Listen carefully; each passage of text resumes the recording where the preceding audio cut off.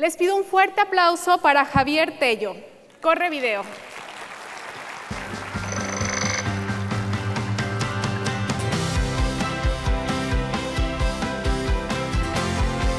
Javier Tello. Estudió filosofía, política y economía en el Balliol College de la Universidad de Oxford en Inglaterra. Y cuenta con una maestría en ciencia política de la Universidad de Columbia en Nueva York. Trabajó para la Presidencia de la República y la Secretaría de Relaciones Exteriores, así como en la empresa consultora McKinsey & Company. Con ustedes, Javier Tello, analista político, con su conferencia Perspectiva 2018-2024. ¿Qué podemos esperar?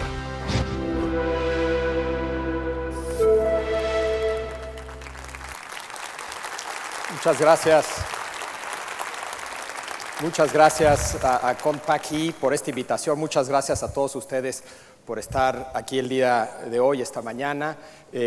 Hablando de felicidad, ahora vamos a pasar a hablar de una triste realidad. Espero no deprimirlos, pero decían que el corazón se mueve así, pues este va a ser uno de los puntos más bajitos. La idea es hablar de lo que podemos esperar estos próximos 6 años, y para ello lo que me gustaría hacer es tratar de contestar sobre todo 4 preguntas que creo yo son obvias. Son las preguntas obvias que uno se tiene que hacer, pero cuya respuesta, también me queda claro, es todo menos obvio. La primera de ellas es quién es López Obrador, el político, el personaje político que ahora encabeza el gobierno. Es curioso que después de tantos años de conocerlos tengamos que preguntar esa pregunta, pero dada la centralidad del personaje, sí es necesario preguntar quién es, porque sigue habiendo un cierto debate sobre este personaje. Primera pregunta, ¿quién es López Obrador? Segunda pregunta es ¿qué quiere hacer? Es decir, ¿cuál es su proyecto?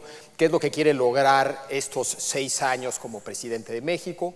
Tercera pregunta es ¿qué retos, qué restricciones está enfrentando y seguirá enfrentando como presidente? ¿Cuáles son? ¿Qué tan eficientes serán esos contrapesos? Etcétera. Y finalmente cierro con una breve mención de la relación del sector privado con el nuevo presidente, que es una relación complicada y a la vez una relación central para el desarrollo del país. Me arranco con la primera pregunta de quién es López Obrador. Y tal vez por donde hay que empezar es diciendo qué es lo que se dice del personaje, qué es lo que otros dicen de López Obrador, quién dicen que es López Obrador. Y hay todo tipo de respuestas. Hay quien argumenta que es un mesías tropical, es decir, un visionario radical, medio mesiánico. Hay quien dice que es Hugo Chávez, es decir, un revolucionario radical de izquierda. Hay quien dice que es Luis Echeverría, es decir, no sé, no veo bien generaciones, edades por aquí, pero como saben, un expresidente de México, y lo que busca capturar esta comparación es con la idea de que es alguien nacionalista, algo autoritario, ¿no? Muy vertical en su control, algo desorganizado tal vez, ese era el perfil de Echeverría. 4, Lula, hay quien lo compara a Lula, es decir, se trata de un político de centro izquierda con un lado pragmático. Y apenas se menciona Lula, de inmediato hay un debate de si se está hablando de Lula 1, Lula 2, Lula 3, porque hay distintos Lulas, pero Lula, hay quien lo compara a Trump, es decir, un populista, nacionalista, proteccionista. En fin, hay muchas comparaciones que escuchamos una y otra vez a la hora de hablar de López Obrador. Y lo que yo diría de todas ellas es que si bien cada una de estas comparaciones algo captura del personaje, yo lo que les diría es que ninguna de ellas captura todo. Y sobre todo se corre el riesgo de perder de vista cosas relevantes del personaje si empezamos a tratar de compararlo con alguien más. Porque todas estas comparaciones en el fondo presuponen una postura respecto a López Obrador. Si lo odias, es Hugo Chávez o un mesías tropical. Si te cae bien o votaste por él, entonces es Lula. No me queda claro los que dicen que es Echeverría, si es a favor o en contra. Pero queda claro que cada una de estas comparaciones es una manera de apoyarlo o de descalificarlo. Y en ese sentido, para evitar esas posturas ex antes, Hay que, creo yo, evitar esas comparaciones y tratar de describirlo a él, porque como decíamos, es un personaje que conocemos bien y deberíamos de poder describirlo. Y eso es lo que me gustaría tratar de hacer. Y lo que quisiera hacer es describir tanto su estilo como su ideario. Y empiezo con su estilo. Y lo que les voy a ofrecer son piezas de un rompecabezas. Me queda claro que será un rompecabezas incompleto. Algunos de ustedes añadirían una que otra pieza, algunos de ustedes tal vez quitarían una que otra pieza. Pero sí espero que al final de poner todas mis piezas, aunque sea incompleto el rompecabezas, sí lo reconozcamos entre todos al personaje. Empiezo, como les decía, con estilo y con la primera pieza. Es un personaje poco ideológico, pero con ideas fijas. Precisamente porque tiene estas ideas fijas, mucha gente lo piensa ideológico, pero mi argumento sería que no es ideológico, tiene ideas fijas. Estas ideas fijas, sin lugar a duda, tienen relación las unas con las otras, pero el todo no es lo suficientemente denso y coherente para hablar de una ideología. ¿A qué me refiero con ideas fijas? Una de esas ideas fijas es su prudencia fiscal, su conservadurismo ortodoxo en el manejo de las finanzas públicas. Es un cuate que no quiere deuda, es un cuate que no quiere gastar más de lo que recibe, es un cuate que no quiere subir impuestos. Es una idea fija que ha tenido desde 2000. Nadie bien a bien sabe de dónde sale esa idea fija, pero ahí está. Otra idea fija, para citar al clásico aquí del norte, es Make Pemex Great Again. Lo que quiere este cuate es hacer de Pemex una gran empresa nacional verticalmente integrada que sea una palanca de desarrollo. Otra idea fija. En fin, es un personaje de ideas, de una serie de ideas fijas. Precisamente porque es poco ideológico, por más que tiene ideas fijas, eso le permite ser pragmático. Entre más ideológico, menos pragmático, entre más pragmático, menos ideológico. Al no ser ideológico este personaje, tiene este lado pragmático. Y lo hemos visto ese pragmatismo en acción una y otra vez. Les doy un ejemplo reciente. A lo largo de la campaña, sostuvo que lo que haría si ganaba la elección es retirar a las Fuerzas Armadas de la tarea de seguridad pública. Una vez que gana, ¿qué hace? Exactamente lo opuesto. Con la Guardia Nacional. Lo que ofrece es darles todavía más poder y control a las Fuerzas Armadas. ¿Qué explica ese cambio? Lo que explica ese cambio es que tiene un lado pragmático y al llegar al poder se dio cuenta que lo único que tenía en el corto plazo para tratar de enfrentar la situación eran las Fuerzas Armadas. ¿Sí? Ahora, ese pragmatismo de López Obrador que ahí está, tiene límites. ¿Cuáles son los límites? Cuando se topa con una de sus ideas fijas. Ahí sí es poco pragmático y es poco probable que cambie o que ajuste. Podrá ajustar en el margen, pero de que quiere hacer de Pemex una gran empresa nacional, la quiere hacer. Eso significa construir una refinería. Hoy por hoy sí. Igual en el margen está dispuesto a ajustar eso, pero en términos generales esa idea fija ahí está y le pone límites a su pragmatismo. Tercero, es un cuate moralista. ¿En qué sentido es moralista? En el sentido que entiende la vida pública, entiende la política pública, entiende la política a través de lentes morales. Una y otra vez su entendimiento de uno u otro problema, pobreza, corrupción, es moral. Sobre todo, por ejemplo, la corrupción lo vemos claramente. Para él el problema no son las instituciones, el problema no son las leyes, el problema es quien encabeza esas instituciones y quien aplicaba esas leyes. Eran personas no éticas, no virtuosas, y ese era el problema de fondo. Entonces, una y otra vez vemos este lado moral de López Obrador. 4, es un cuate intuitivo más que analítico, es decir, cuando suelta ideas o propone cosas, las propone a un nivel relativamente general y abstracto y no las aterriza en política pública. Por eso mucha gente piensa que son ocurrencias. Sin lugar a duda, ocurrencias hay, como en todos los políticos y como con todos nosotros. Pero más que ocurrencias, yo diría que son estas ideas que suelta a nivel intuitivo sin desarrollar y nos toca a todos nosotros tratar de entender qué exactamente es lo que quiere hacer. ¿No? Un ejemplo, yo diría, es todo esto de la amnistía a criminales, que la soltó de repente en una entrevista de banqueta y todo el mundo pensó ocurrencia, pero en el fondo yo creo que había mucho ahí. Igual está totalmente equivocado, pero operaba a este nivel intuitivo que tocaba a otros desarrollar y aterrizar. 5, es un cuate conflictivo. ¿Qué significa en este caso ser conflictivo? No que es peleonero. estamos viendo que es puro amor en muchas situaciones. Es conflictivo en el sentido que es alguien que piensa que el conflicto en la política es algo totalmente normal. Hay intereses, muy seguido esos intereses están encontrados y hay conflicto. Es algo normal y natural a la política y no hay que temerle al conflicto en la política, siempre y cuando se dé dentro de canales institucionales. Es más, para él, que propone un proyecto de cambio, el conflicto se vuelve una manera de medir el cambio. Si nadie importante se enoja, es que nada importante está pasando. Y en ese sentido el conflicto de repente es una manera de medir ese cambio deseado por parte de López Obrador. Y finalmente, seguridad. Es un cuate profundamente seguro de sí mismo. ¿En serio piensa que su proyecto es el correcto? ¿En serio piensa que él es el líder adecuado para implementar ese proyecto? ¿Y en serio piensa que su proyecto, con su liderazgo, van a transformar a México? ¿No? En serio, es Churchill en la Segunda Guerra Mundial, es Juana de Arco. O sea, si hay una sensación de liderazgo, de proyecto transformativo, histórico, hay una total y absoluta seguridad en sí mismo. Eso respecto a su estilo. ¿Qué decir de su ideario? Empezaría diciendo, desde mi punto de vista, que sin lugar a duda es un populista. ¿Qué significa eso? Significa sobre todo dos cosas. Como todo populista, divide a la población en dos: una élite mala, corrupta, la famosa mafia del poder, y un pueblo bueno y sabio. Eso es algo típico de cualquier discurso populista y llamemos eso su maniqueísmo de dividir a la población de esa manera.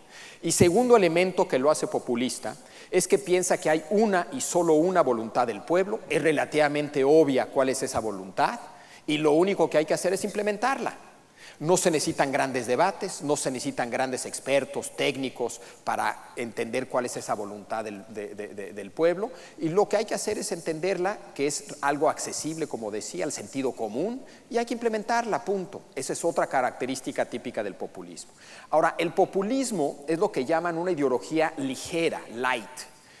Y es ligera en el sentido que por sí sola no permite desarrollar un programa de gobierno, no permite desarrollar políticas públicas. Por eso el populismo siempre va de la mano de una ideología secundaria. Y esa ideología secundaria puede ser cualquier ideología, una ideología de derecha nacionalista, una ideología de extrema izquierda, el socialismo del siglo XXI de Chávez. Por eso el populismo tiene tantas variaciones. Hay populistas de derecha, de izquierda, y puede incluso haber populistas neoliberales. Fujimori en Perú, Berlusconi en Italia, fueron populistas neoliberales. Entonces, al decir que es populista López Obrador, se vuelve muy importante tratar de describir o entender cuál es esa ideología secundaria de López Obrador, porque de ahí es donde fluyen sus propuestas, sus políticas públicas. Y el resto de mis piezas tienen que ver con esa ideología secundaria. Primero, es de izquierda, es algún tipo de izquierda. Precisamente como no es muy ideológico, es difícil decir exactamente qué izquierda es la de López Obrador, pero de qué es de izquierda, por dos razones fundamentales. Primero, por el rol que le da al Estado como un actor central en el desarrollo del país, como un actor central para enfrentar una serie de retos como el crecimiento, la pobreza, la desigualdad, etcétera. Primer punto, énfasis en el Estado frente, por ejemplo, al mercado. Segundo punto, que lo hace de izquierda, su compromiso genuino, creo yo, de tratar de hacer algo por combatir la pobreza, por lograr una mayor igualdad, por lograr una mayor inclusión. Creo que ahí está eso también en López Obrador, en su discurso y en sus acciones. Esas dos cosas es lo que lo hacen de izquierda, el rol del Estado y un programa que tiene que ver con igualdad. Ahora, insisto, como es poco ideológico, más que eso es difícil decir respecto al perfil de izquierda de López Obrador, pero es de izquierda. Estatista, más allá del rol que le da al Estado en el desarrollo económico del país, piensa en lo público, en la vida pública como político, como funcionario, como ciudadano que activamente participa en la vida pública, como el espacio ideal para el desarrollo del ser humano. Y por eso ve con cierto escepticismo las alternativas. ¿Cuáles son las alternativas? La sociedad civil o la vida privada o empresarial. Y precisamente ese rechazo o distancia que mantiene frente a esas dos otras áreas tiene que ver con este estatismo. Cuarto, es un nacionalista. Y es un nacionalista, eso sí, y es importante señalarlo, muy distinto al nacionalismo de Trump. El nacionalismo de Trump es un nacionalismo chauvinista que rechaza al otro, rechaza al que es diferente, que argumenta que su país es el mejor del mundo, que busca imponer los intereses de ese país sobre los intereses de otros países. Ese es el nacionalismo de Trump. En el caso de López Obrador, su nacionalismo fluye de lo que se podría llamar su comunitarismo, es decir, de la idea de que la comunidad es importante. Más allá del individuo, la comunidad es importante, y la comunidad relevante para López Obrador es la nacional, la que agrega a todas aquellas personas que comparten una cultura y que comparten una historia, la mexicana. En ese sentido es nacionalista. Es un nacionalismo de libro de texto gratuito, yo diría, por lo menos el que me tocó a mí, pero no va más allá de eso su nacionalismo. No es como el de Trump y en ese sentido creo yo es menos peligroso. Quinto, es historicista. ¿Qué significa eso? Se entiende a sí mismo y entiende a su proyecto en términos históricos, como una gran narrativa de liberación del pueblo mexicano.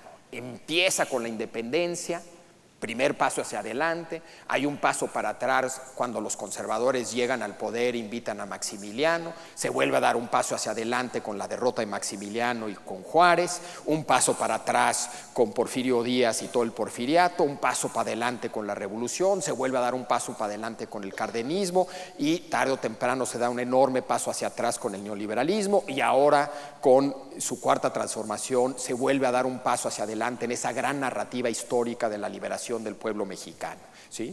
Entiende su proyecto y se entiende a sí mismo en esos términos históricos.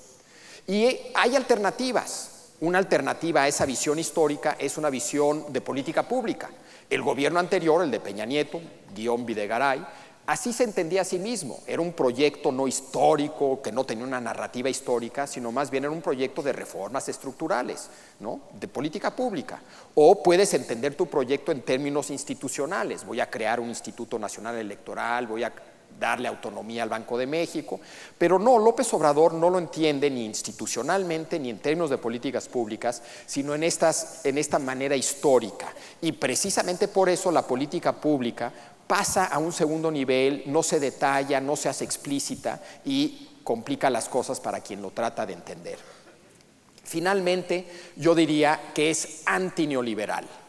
Es decir, si uno hace la lista de todo lo que es el neoliberalismo, él es lo opuesto.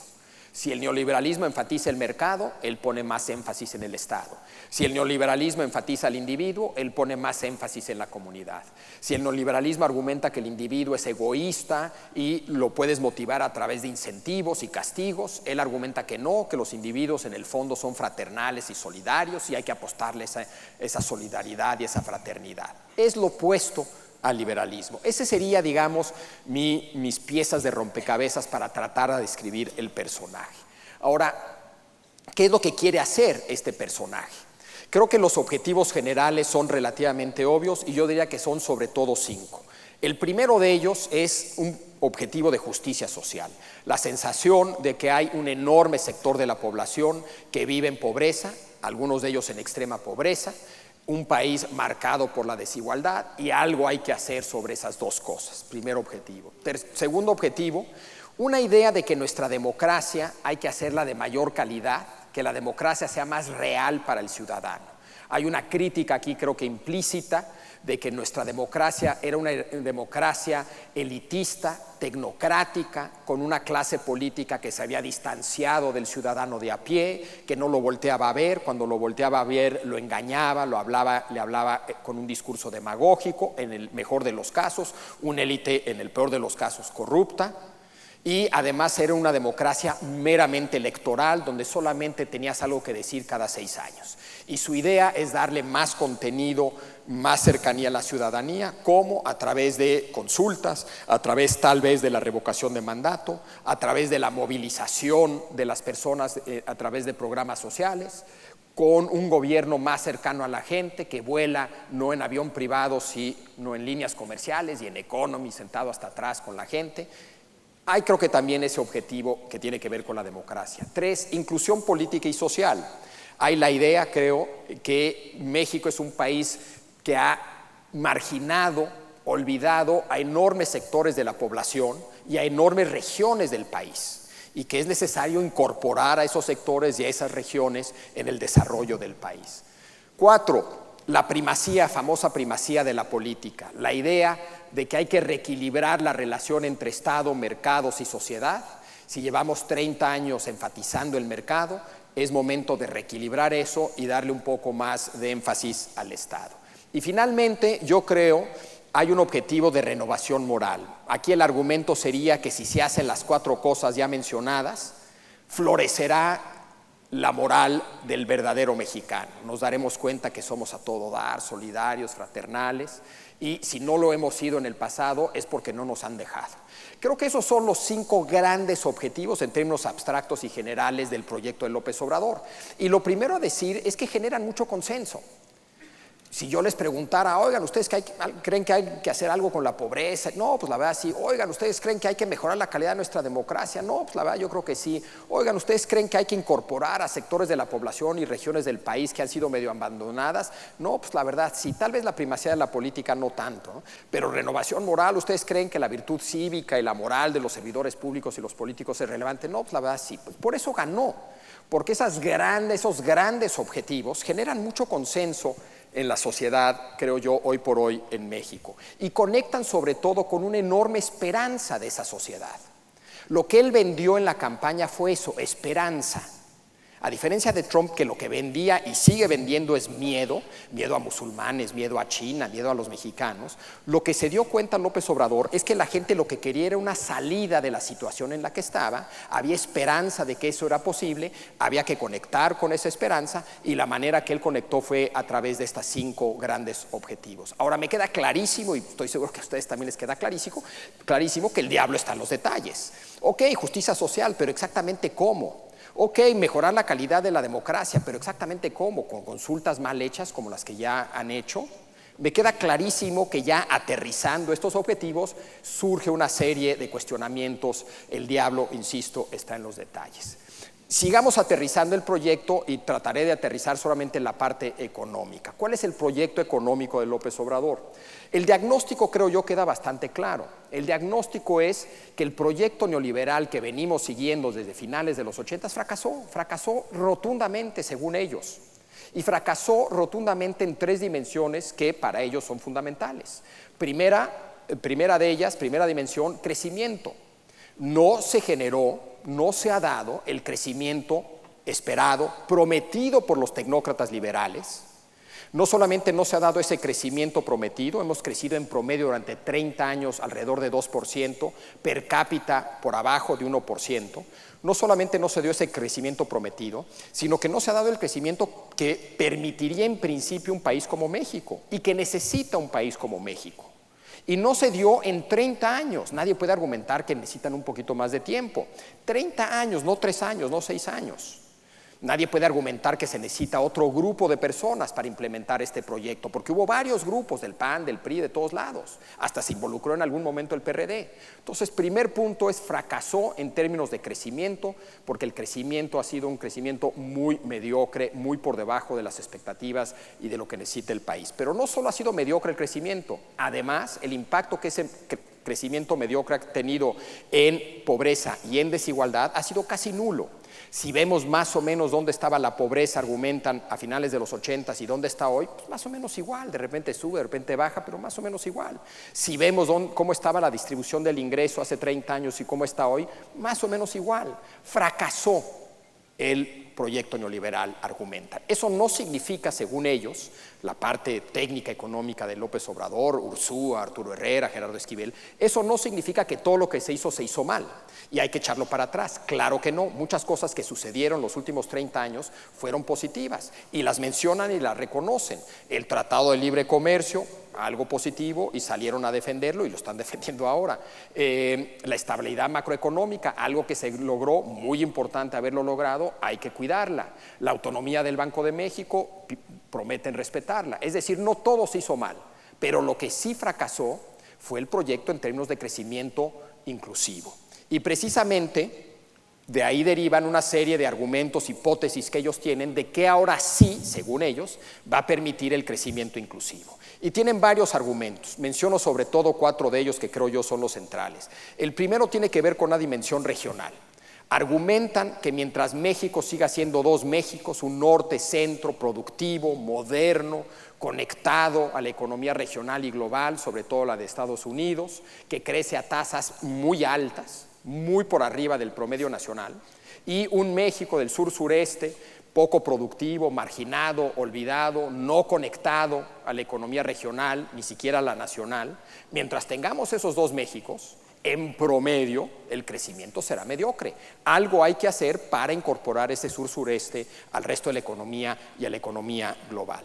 Además, segundo argumento, lo que hay que hacer, en parte en ese sur-sureste, es invertir en infraestructura, pero en general invertir en infraestructura.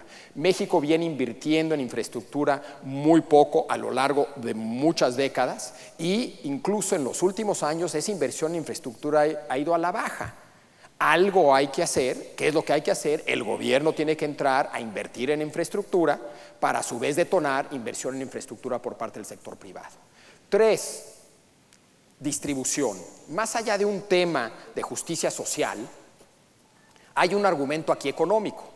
Si la vieja ortodoxia, llamémosle la vieja ortodoxia neoliberal, decía que había que crecer para poder distribuir, el argumento de ellos es no, hay que distribuir para poder crecer.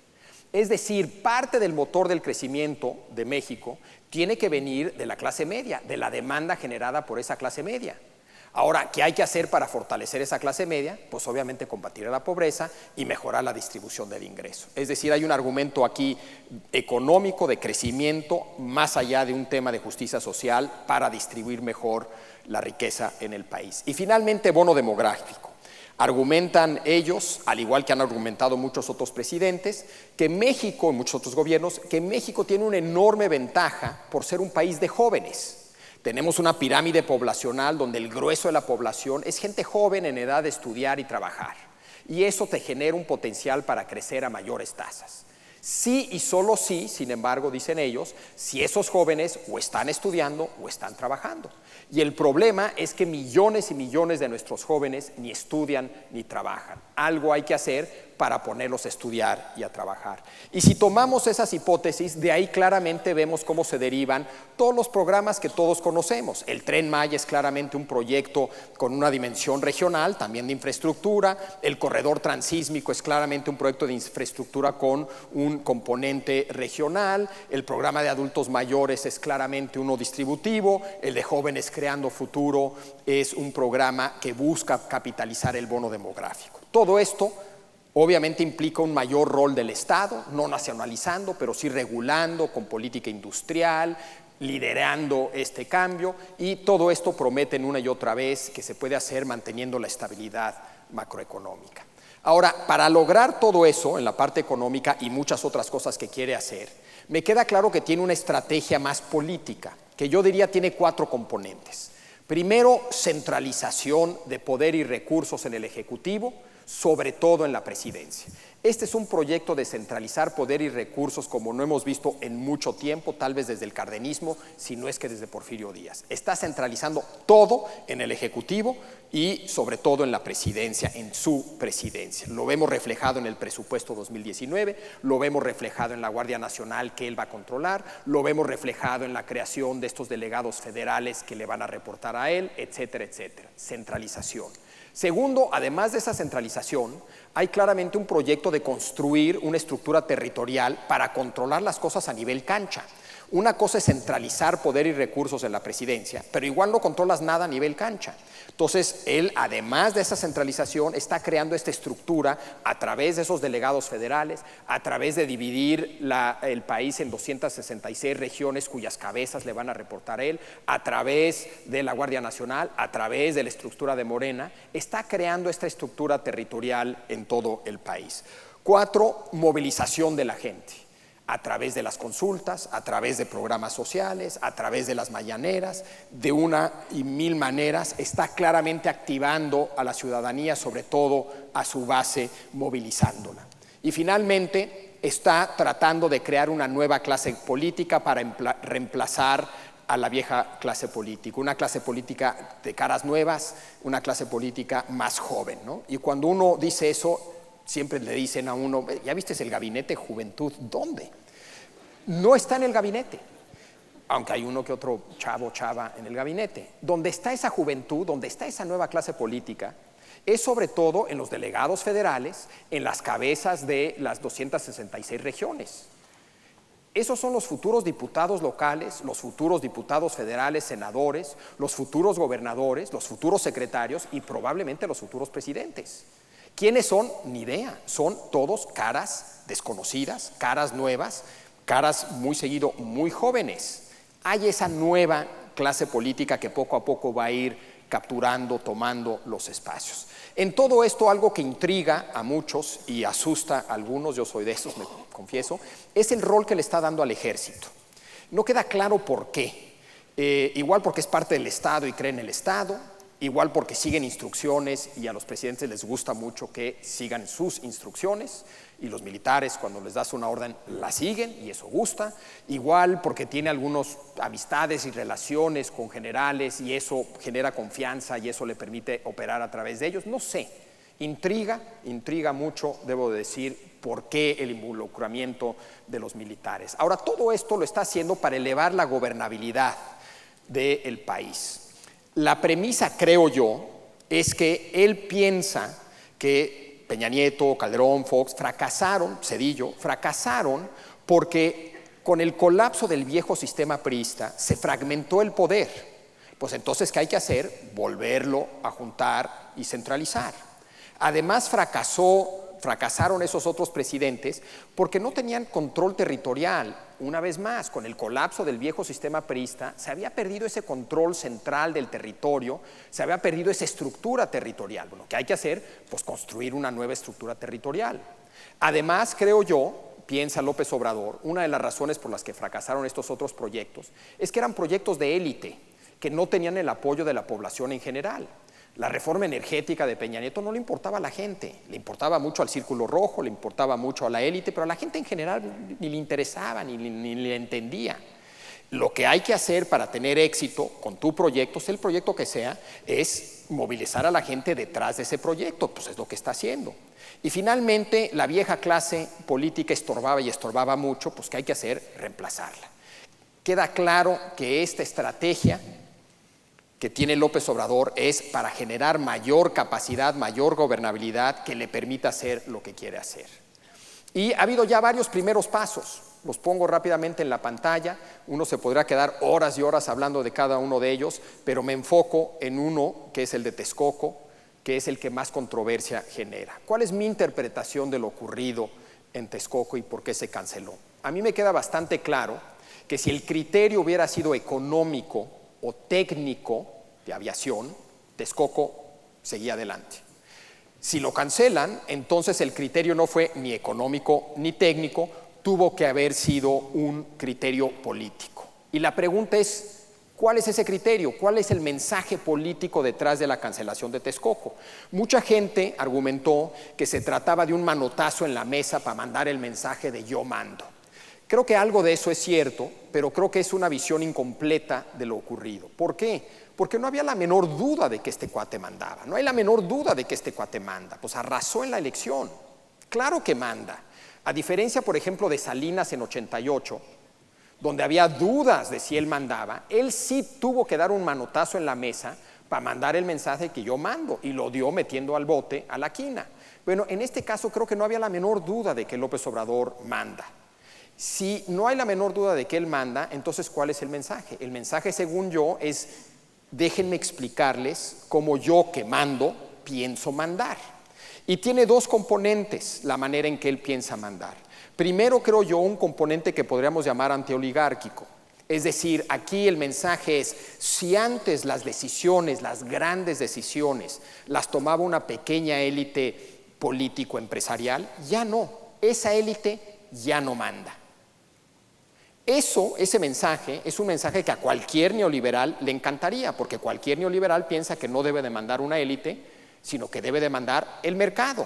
Pero eso tampoco le gusta a López Obrador, y el segundo mensaje, creo yo, de Texcoco, es que esa élite ya no manda, pero tampoco manda el mercado. A veces haremos lo que el mercado quiere, a veces no, depende. El mercado ya no manda, ya no se impone. Creo que esos son los dos componentes centrales del mensaje político que buscó mandar López Obrador al cancelar Texcoco. Ahora, ¿por qué usa Texcoco para eso? Porque según él, Texcoco era un claro ejemplo de un proyecto producto de esa élite, pensado por esa élite para beneficiar a esa élite. Era claramente el gran proyecto de la élite mexicana. Entonces, si quieres mandarle el mensaje de que ya no manda a esa élite, pues le cancelas Texcoco. Pero Texcoco también se convirtió para los mercados, sobre todo para el inversionista en Nueva York, en Londres, en Hong Kong, etcétera, se convirtió en la gran manera de medir la sensatez de López Obrador. Cada vez que uno en la campaña hablaba con un inversionista, lo primero que te preguntaban es: ¿va a cancelar Texcoco? ¿Va a seguir adelante Texcoco? ¿Qué va a hacer con Texcoco? ¿No? A ellos no les importaba, vivían en Hong Kong, pero vieron en Texcoco una manera de evaluar qué tan promercado iba a ser López Obrador. Y en ese sentido, si le quieres mandar a esos inversionistas el mensaje de que el mercado no siempre tendrá la razón, cancelas Texcoco. Ahora, ¿por qué a través de una consulta? Porque usó una consulta muy mal hecha para hacer todo esto. Pudo haber dado un discurso y anunciado que se cancelaba Texcoco y punto, sin una consulta tan mal hecha. Creo que la lógica de la consulta también es una lógica política más que técnica. Y la lógica es la siguiente: si te vas a enfrentar al mercado y te vas a enfrentar a la élite, más te vale que tengas con qué. ¿Qué es lo que tiene López Obrador? Al pueblo detrás. Ahora ese pueblo hay que movilizarlo. ¿Cómo lo movilizas? Con una consulta. Y yo creo que esa fue la lógica de la consulta.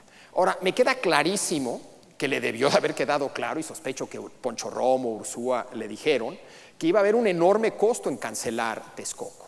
Y su supuesto, creo yo, es que esos costos iban a ser limitados y manejables, ¿sí? Una vez más, me queda clarísimo que esta lógica, por más que pueda tener un cierto sentido, uno puede no estar de acuerdo, uno puede pensar que no, sí, una élite debe de decidir estas cosas, una élite de expertos, o el mercado debe de decidir estas cosas, o uno puede argumentar que los costos los dimensionó mal, ¿sí? Y que los costos han resultado ser mucho mayores. Pero el mensaje global es esto de la primacía de la política, ¿sí? Ahora, insisto, tal vez se equivocó, vamos a suponer que ese era el mensaje que quería mandar y pues él escoge los mensajes que quiere mandar, pero tal vez su error, como decía, fue en dimensionar los costos. Además, una cosa es un mensaje que quieres mandar y escoger Texcoco para mandarlo, otra cosa es implementarlo. Y no es nada fácil hacer estas cosas bien, y se topó él con serios problemas, por ejemplo, al enfrentar a los tenedores de bonos en Nueva York. Y luego además hay una serie de consecuencias no previstas que siempre tienen estas decisiones de gran magnitud. Les doy un ejemplo en este caso. Yo no creo que él contempló con claridad o se dio cuenta con claridad el costo que esto iba a tener para Poncho Romo. Tronó a Poncho Romo. Poncho Romo se le había pasado toda la campaña y luego el periodo de transición diciendo que Texcoco va, Texcoco va, Texcoco va. Y de repente lo cancela el presidente. Pues ¿cómo queda Poncho Romo? Pues muy mal. Y el problema de quemar a Poncho Romo es que era de sus muy pocos interlocutores con el sector privado y con los inversionistas. Y no creo que se dio cuenta que el quemar ese puente iba a ser tan costoso y ha resultado tan costoso. Algo totalmente, creo yo, imprevisto. Ahora, hasta ahorita mi descripción del personaje y del proyecto, me queda claro que ha sido una descripción, llamémosle generosa. Puede haber otras descripciones. Pudo haber dicho que el cuate es Hugo Chávez y lo que quiere es convertir a México en Venezuela. Yo creo que esa descripción es equivocada. Entonces, reconozcamos y reconozco que mi descripción hasta ahorita ha sido relativamente generosa respecto a López Obrador. Ahora, lo que he dicho aplica a López Obrador. Pero López Obrador no es el único que ganó el 1 de julio. También ganó Morena, arrasó Morena, gobierna Morena. Por lo tanto, tenemos que preguntarnos no solo qué quiere López Obrador, sino qué quiere Morena. Y la verdad, ahí sí, ni idea. Porque cuando uno se mete a ver quién está ahí, es un grupo de gente con una enorme diversidad. ¿Qué tiene que ver Martí Batres con Ursúa? ¿Qué tiene que ver Paco Ignacio Taibo II con Poncho Romo? ¿Qué tiene que ver Napito con Esteban Moctezuma? Es un grupo de gente que tiene muy poco que ver. Lo único que tienen que ver es que tienen al mismo jefe. Y la pregunta es si ese jefe los va a poder controlar. Porque lo que queda claro es que hay proyectos ahí adentro distintos al que acabo de describir. Hay proyectos que no es lo que acabo de describir y que son proyectos distintos y más radicales algunos de ellos. Además, hay agendas personales de gente con enorme ambición. Monreal yo diría que es un ejemplo de eso. Y la gran pregunta que todo el mundo hace es si López Obrador como presidente va a poder poner orden y controlar a Morena. Yo creo que lo que vamos a ver a lo largo del sexenio son pleitos internos dentro de Morena, conforme estos distintos personajes buscan espacios para promover su proyecto o su agenda personal. Me queda clarísimo que, aunque sea generosa la descripción que hizo, esa descripción generosa implica riesgos y riesgos no menores. Describo algunos de ellos. La centralización. Uno puede estar a favor de la centralización y pensar que se necesita en México. El problema es que se puede hacer esa centralización de distintas maneras. Y en una de esas centraliza creando nuevas clientelas y eso para muchos sería un paso hacia atrás. Movilización de la población, consultas, etcétera. Para muchos eso también en principio no es un problema. Consultas, por ejemplo, desde mi punto de vista, bien hechas, son algo ya normal en la mayoría de las democracias establecidas alrededor del mundo. ¿Sí? El problema con movilizar a una gran mayoría y generar esa enorme y poderosa mayoría es que siempre se corre el riesgo de que esa gran mayoría pase por encima de los derechos de una minoría o de un individuo, y eso también no sería aceptable. El tema territorial, pues en una de esas nuestro federalismo es profundamente disfuncional, en una de esas se necesita esa estructura territorial que responda al centro y está bien que la esté creando López Obrador. Tal vez, pero si esa estructura territorial marca el fin de nuestro federalismo, creo que deberíamos de tener un debate al respecto y que no sea una decisión unilateral del actual Ejecutivo. Reglas del juego que está sacudiendo. Algunas de ellas son reglas inaceptables, lo de los moches era bastante inaceptable. ¿Sí? El problema de cuando das una fuerte sacudida a reglas del juego es que van a volar reglas no escritas que son fundamentales para el buen funcionamiento de muchas instituciones que funcionan bien. Y en ese sentido corres el riesgo de una erosión institucional. Esta nueva clase política que al parecer está creando, me parece muy bien. Necesitamos caras nuevas, caras jóvenes, que no hemos tenido en mucho tiempo en el país. Qué bueno que están llegando estas caras nuevas y caras más jóvenes. El problema es la falta de pluralidad o la posible falta de pluralidad en esta nueva clase política. Si todos son igualitos, pues tenemos un problema. Gobernabilidad, me parece muy aceptable como cualquier presidente en cualquier país que lo que quiera López Obrador es elevar su gobernabilidad. El problema es que si la elevas a tal grado que te da un enorme poder para hacer lo que quieras, surge esa tentación autoritaria, ese me canso ganso que ya hemos escuchado. El ejército, lo que preocupa a muchos es sobre todo el rol político que le está dando al ejército. Nuestro ejército siempre se ha mantenido al margen de la política. López Obrador lo está metiendo a la política y para muchos eso podría ser un error. Está generando resultados, está generando enormes expectativas de que esto va a transformar al país. Ojalá lo transforme para bien, pero lo que está generando hoy por hoy son enormes expectativas. Y si no da resultados, el desencanto puede ser igual de enorme, también con consecuencias complicadas para la democracia. Y finalmente lo que decíamos de Morena, que hay ahí adentro grupos mucho más radicales y el riesgo siempre es que López Obrador sea rebasado por la izquierda. Una manera de controlar a tus radicales es cediendo un poquito cada vez que te retan. Te bloquean vías de ferrocarril, pues algo le das. El problema de ir cediendo un poquito cada vez que te retan es que a lo largo de los años, conforme vas cediendo poquito a poquito, te terminas radicalizándote tú. Fue precisamente lo que le pasó a Allende en Chile en los 70s. Es decir, hay riesgos reales. Ahora, que quede claro, hoy por hoy estos riesgos son más potenciales que reales, en el sentido de que todavía no sucede todo esto. En una de esas nada de esto sucede, y qué bueno. En una de estas todo esto sucede, y qué malo. En una de estas algunas de estas cosas suceden. En una de esas algunas de estas cosas suceden a mayor nivel o menor nivel. En fin, son potenciales, pero de que están ahí, están ahí. Queda claro sobre todo que son retos para la parte liberal de nuestra democracia liberal. La parte liberal de una democracia liberal lo que pone son límites al poder. Y claramente lo que está haciendo López Obrador es tratando de expandir su poder. y en ese sentido la amenaza es a ese componente liberal. Pero reales o no reales, potenciales, como digo yo, independientemente de si se manifiestan o no se manifiestan y a qué nivel, quedan claro que ahí están, y precisamente lo que eso genera es una enorme incertidumbre. La incertidumbre que sentimos y que todos estamos viviendo tienen que ver que todos vemos a mayor o menor medida esos riesgos con este proyecto. ¿Qué puede hacer? ¿Cuáles son las restricciones y los límites que enfrenta López Obrador? Son 5, yo diría, sobre todo restricciones básicas: pesos y contrapesos, la capacidad burocrática, pleitos políticos, retos de gobernabilidad y el entorno global. Hablo rápidamente y brevemente de cada una de ellas. Pesos y contrapesos primero. ¿Cuáles son esos pesos y contrapesos? Son los obvios. Para empezar, la realidad. Una cosa es como candidato en campaña, en Tinguindín, Michoacán, en un discurso en la plaza, decir: y voy a construir una refinería y voy a cancelar Texcoco, todo el mundo aplaude y no pasa nada.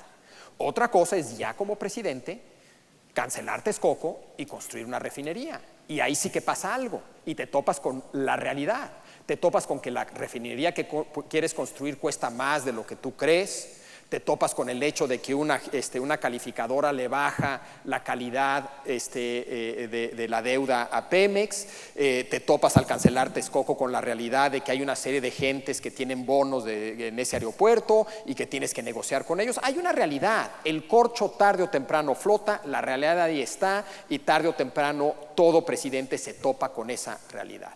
Además, pesos y contrapesos. México, como Estados Unidos, es un país que está diseñado para tener esos contrapesos. Sí, hay un ejecutivo fuerte, pero también hay un poder legislativo, también hay un poder judicial, hay un sistema federal, hay estados y municipios, hay además entes autónomos, Banco de México, Instituto Nacional Electoral. Hay pesos y contrapesos institucionales. Además, hay una oposición, no solamente en ese Congreso, que es un contrapeso institucional, sino también una oposición gobernando estados y gobernando municipios. Y finalmente está la sociedad civil organizada y los medios de comunicación, que dan lata y pueden dar mucha lata, como vimos en el sexenio de Peña Nieto en los últimos 3 años, ¿sí? Lo que hay que reconocer es que este cuate López Obrador está relativamente bien parado frente a estas 4 cosas.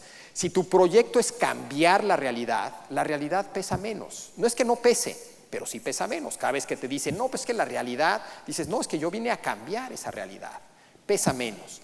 En cuanto a pesos y contrapesos institucionales, el problema es la fragilidad de nuestras instituciones. A diferencia de Estados Unidos, por más que estemos diseñados como está diseñado Estados Unidos, las instituciones en Estados Unidos llevan más de 200 años operando. Aquí llevan unos pocos años.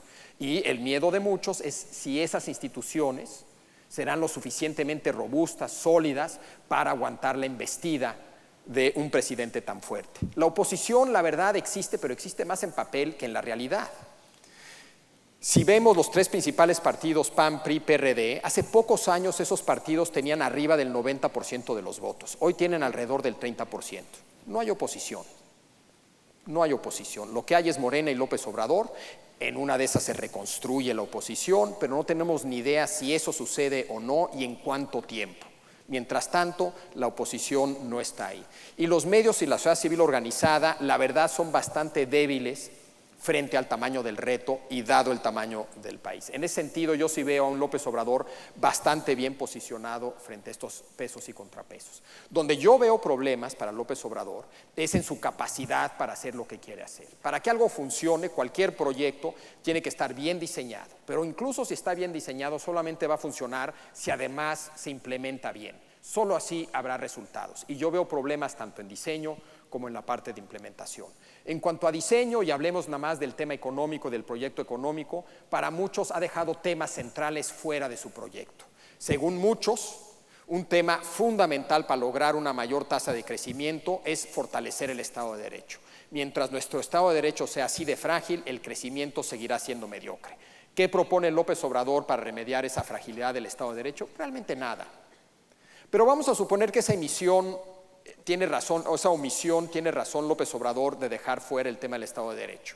Aún así, él tiene su diagnóstico, pero hay otros. Y no hay manera realmente ex ante de saber si su diagnóstico es correcto. Suena razonable, ¿no? El de dos Méxicos, el sur, sureste y el centro, norte, el tema del bono demográfico, el tema de infraestructura, suena razonable, pero hay otros diagnósticos igual de razonables y la verdad no sabemos quién tiene razón. No hay manera realmente de saber quién tiene razón, pero vamos a suponer que tiene razón en omitir los temas que omitieron y que tiene razón en términos generales en cuanto a su diagnóstico. Aún así puede haber problemas. ¿Por qué?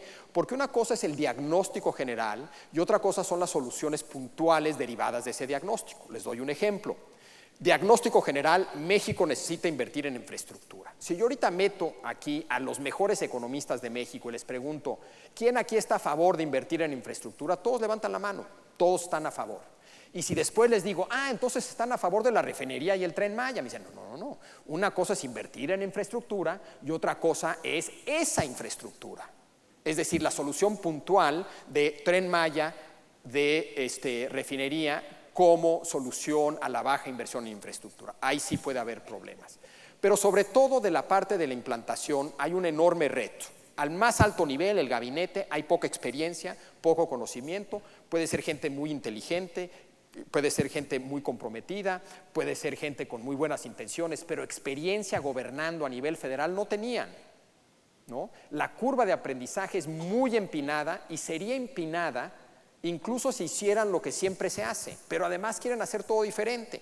Hay un problema, creo yo, a ese nivel en cuanto a capacidad, dada la experiencia y los conocimientos. Pero además, abajo de ellos, la gran burocracia del Estado mexicano tiene la capacidad que tiene y es la que corresponde al tamaño del país y al nivel de desarrollo que tenemos.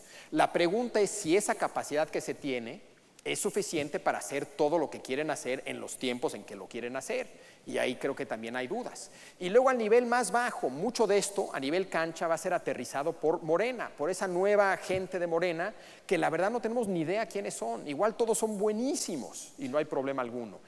Igual no. Yo aquí sí veo problemas y no creo que sea nada fácil para el López Obrador dar resultado en tiempo y forma. Y la pregunta que muchos se hacen es, ¿y si no da resultados en tiempo y forma, cómo reacciona López Obrador y qué hace López Obrador? Además hay una serie de retos políticos. Como decíamos, este es un proyecto de concentrar poder y recursos en el presidente, en López Obrador. ¿Eso qué significa? Significa quitarle poder y recursos a quien hoy tiene poder y recursos. Bueno, quiero pensar que esa gente, esos grupos contentos no están. Y son varios. Para empezar, los gobernadores. Y ya algunos de ellos brincaron. Corral en Chihuahua, el gobernador de Jalisco. Y sospecho que ningún gobernador está contento porque les han quitado muchos recursos. Pero no solamente los gobernadores, también la alta burocracia ha sido golpeada. Le han quitado poder y recursos.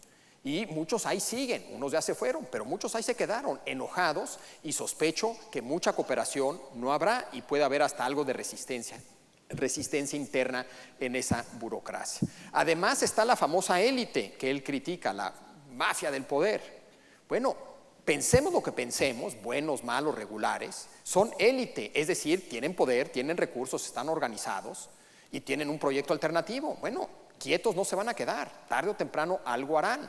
Habrá también ahí cierta resistencia y un pleito político. Y finalmente el Congreso, por más que lo controle Morena, al Congreso le quitaron poder y recursos. ¿Y qué chiste tiene ser senador si no tienes poder y recursos? Sobre todo ahora que hay reelección. ¿Cómo se reelige un senador, un diputado? Pues jalando recursos a su estado, a su distrito. Pero ya no los tienes, porque ya los controlan todo el Poder Ejecutivo a nivel central. Yo aquí veo fuertes pleitos políticos. En el corto plazo me queda claro que López Obrador tiene con qué enfrentarlos, tiene mucha mayor legitimidad y popularidad que sus rivales, pero conforme no dé resultados, esos pleitos políticos podrían complicárseles. El reto de la gobernabilidad. ¿Qué es la gobernabilidad? La gobernabilidad es la suma de dos cosas: la capacidad de hacer lo que quieres hacer y hacerlo bien, y que te dejen hacerlo, autonomía para hacerlo. Eso es gobernabilidad. La capacidad, a su vez, es la suma de cuatro cosas: Necesitas liderazgo, necesitas alguien que tenga la visión, idea clara de a dónde vamos, de cómo llegar, que la sepa comunicar, que sepa entusiasmar a la gente, liderazgo. Pero obviamente alguien tiene que chambear y arrastrar el lápiz. Abajo de ese liderazgo necesitas buenos funcionarios en lo individual, con los conocimientos y la experiencia necesaria. Pero no solamente en lo individual, tienen que trabajar en conjunto, compartir información, ser solidarios los unos con los otros. Tienes que tener en esa burocracia lo que se llama capital social. Y finalmente necesitas lana. Por más buen liderazgo y buenos funcionarios, si no hay recursos, no haces nada. ¿Dónde está López Obrador en estas cuatro cosas? Bueno, liderazgo hay y sobra. Este cuate es un líder político como no hemos visto en México desde Lázaro Cárdenas. Podrá no gustar el líder, podrá no gustar la visión del líder, pero creo que no hay la menor duda de que hay liderazgo, ¿sí? Donde creo que hay problemas es en la parte, como decía, de los funcionarios, donde creo que no hay los conocimientos y la experiencia necesaria para hacer lo que él quiere hacer. Y además, en términos generales, ha erosionado el capital social de esa burocracia, maltratando a esa burocracia, diciendo que ganan demasiado, que son corruptos, etc. En cuanto a recursos, al parecer los han ido encontrando, recortando, tal vez a un alto costo, reasignando esos recursos, veremos si de manera eficiente y eficaz, pero al parecer los han encontrado por lo menos para 2019. ¿Qué decir de la autonomía? El Ejecutivo, el presidente, necesita ser autónomo de dos grupos, de la clase política y de poderes fácticos, ONGs, sindicatos, grupos empresariales. ¿Cómo está López Obrador en cuanto a autonomía de estos dos grupos? Tiene una enorme autonomía. Este cuate llegó solo, no le debe nada a nadie. Y al no deberle nada a nadie, le puede quitar lo que quiera a quien sea. Tiene una enorme autonomía política, por lo menos en el arranque. Sin duda muchos se le juntaron al final, pero no le debe su victoria a nadie. Él solito, creo yo, ganó. ¿Dónde entonces están los problemas en cuanto a gobernabilidad? Están en el mediano plazo. Para empezar, se trata de una enorme apuesta a lo que puede lograr un liderazgo poderoso. Yo no tengo la menor duda de que un gran liderazgo puede lograr muchas cosas. ¿Puede lograrlo todo? No. Eso sí, no. Mucho sí, todo no. ¿Qué sí y qué no? No sé. Pero nos vamos a enterar en este sexenio de los límites de ese liderazgo. Y claramente López Obrador, al parecer, parece pensar que el liderazgo lo puede todo y parece operar con algún tipo de teoría del gran hombre en la historia, que el solo hecho de que un gran hombre esté ahí encabezando un esfuerzo es lo que explica que se logre hacer lo que quiere hacer ese gran hombre. Yo tengo serias dudas respecto a eso. Una vez más, me queda clarísimo que el liderazgo importa y importa mucho, pero también me queda clarísimo que tiene límites. También es una enorme apuesta a su autonomía, ¿no? El que no le deba nada a nadie es algo que lo favorece muchísimo. Ahora, ¿eso permite hacer lo que quiera? No. Y lo que también me queda muy claro es que hay límites a esa autonomía. Y les doy un ejemplo muy claro. Cualquier presidente en cualquier país que opera en una economía de mercado, para crecer necesita inversión. Y en cualquier economía de mercado, el grueso de esa inversión tiene que venir del sector privado. Y ahí pierdes parte de tu autonomía. Tienes que, tarde o temprano, tener una relación lo suficientemente buena, lo suficientemente civilizada, con el número suficiente de inversionistas y empresarios en el sector privado para crecer. Ahí está un claro límite a su autonomía. Finalmente, entorno regional y global. Si algo me queda claro como mexicano, desde que nací y tengo memoria política, es que siempre, tarde o temprano, algo pasa allá afuera que nos den la torre aquí adentro.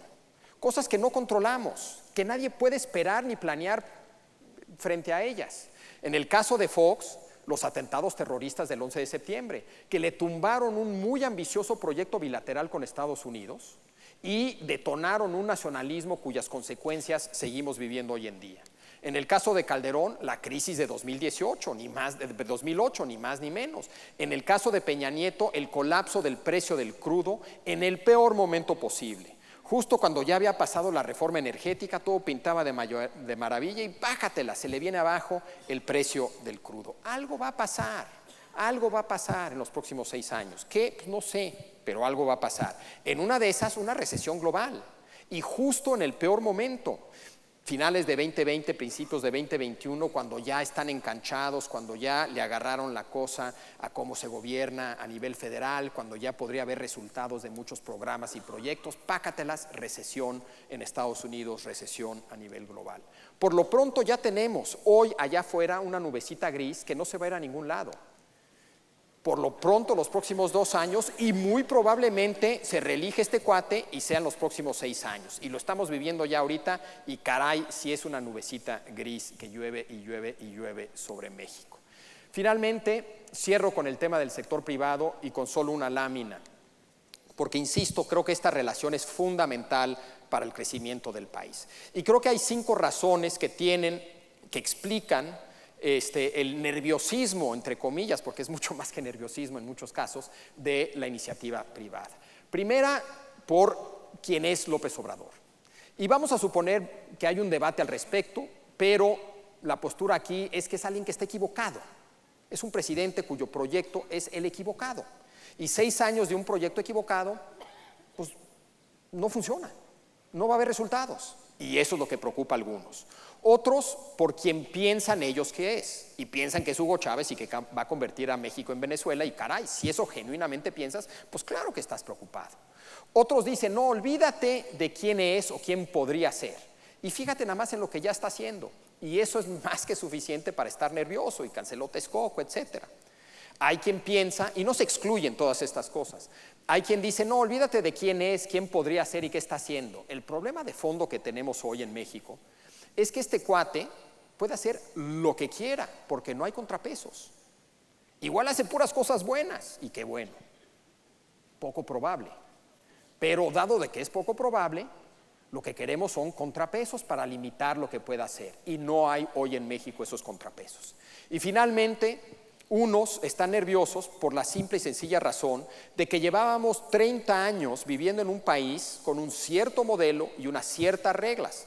Podría gustar el modelo, podía no gustar el modelo, se podían criticar esas reglas, pero había claridad respecto a modelo y reglas. Y de repente entra alguien a cambiar el modelo y a cambiar las reglas y pues pone nervioso a todo mundo por una razón muy natural, ¿no? Te cambian el modelo y las reglas de cualquier cosa y te pones nervioso. Eso es lo que creo yo hoy explica la parálisis de parte del sector privado, sobre todo en cuanto a inversión y empujar proyectos, y la creciente polarización, no a nivel social en general, pero sí entre este sector y López Obrador. Es una polarización que no le conviene a López Obrador, que no le conviene a los empresarios, pero que ahí está y puede crecer, ojalá no crezca. Ya la última lámina es resumir lo que ya dije, y lo que vivimos hoy en México es una enorme incertidumbre, porque no queda claro, por más que traté de armar un rompecabezas de López Obrador, no queda claro del todo qué tan radical es. Unos dicen que no tanto, otros dicen que en mucho.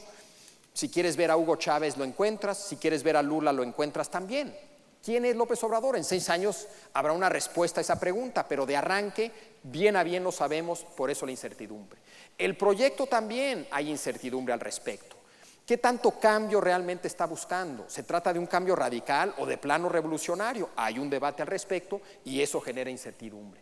Las restricciones, como decíamos, los pesos y contrapesos, en fin, hay una pregunta de qué tan sólidas son esas restricciones, qué tanto se van a activar, qué tanto impacto van a tener, y como hay dudas al respecto, también hay incertidumbre, y el sector privado no le termina de quedar claro, a veces es puro amor, a veces no es todo menos amor, siguen estando nerviosos. López Obrador también tiene sus buenas razones para estar nerviosos al respecto, y en ese sentido lo que hay es una parálisis, falta de comunicación y también incertidumbre. Y ahí lo dejo, muchísimas gracias y que tengan un buen día. Muchas gracias, Felipe, por tu valiosa conferencia. Te hago entrega de este reconocimiento y agradecemos tu participación. Muchísimas gracias.